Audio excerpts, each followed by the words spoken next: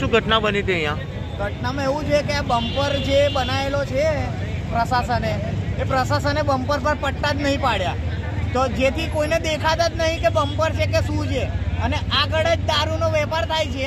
જે રીતે દારૂનો વેપાર થઈ રહ્યો છે એ રીતે લોકો પીને અહીંયા જ એક્સિડન્ટ કરી રહ્યા છે. આગળ એક્સિડન્ટ થઈ રહ્યા છે. આની પહેલાં બી એક એક્સિડન્ટ થયું હતું, એમાં છોકરો મરી ગયો.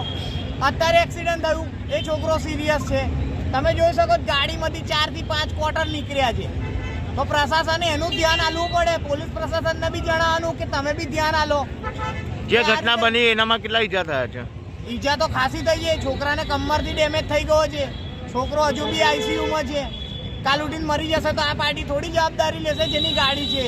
એની ગાડીની હાલત જો જે પ્રમાણે જે એને ગાડી ઠોકી છે, કેટલી સ્પીડે હશે તમે વિચારી શકો છો. જે ઘટનામાં જે ડ્રાઈવર હતો એ નશાની હાલતમાં હતો. ફૂલ ટાઈટ છે પાર્ટી તો, ફૂલ એકદમ ટાઈટ નશામાં હાલતમાં ગાડી ચલાવી રહી હતી. અને પાર્ટીને ઊભું રહેવાના બી હોશ નહોતા. ગાડીમાંથી કમસે કમ અડધી પેટી જેટલો દારૂ મળેલ છે. આપનો પરિચય? યશ પરમાર, શ્રીહરી ટાઉનશીપ. જે ઘટના બની ક્યાં બની હતી? ઘટના શ્રીહરી ટાઉનશીપના ગેટની સામેના બમ્પર પાસે બની. ઓકે. જે બમ્પર પ્રશાસને બનાવ્યો છે એમાં કલર મારવા બી નહીં આવતા, વ્હાઇટ કલરનો. એ લોકો ખાલી બસ એમના ઇલેક્શન મુદ્દાના લીધે આવે છે અને જતા રહે છે.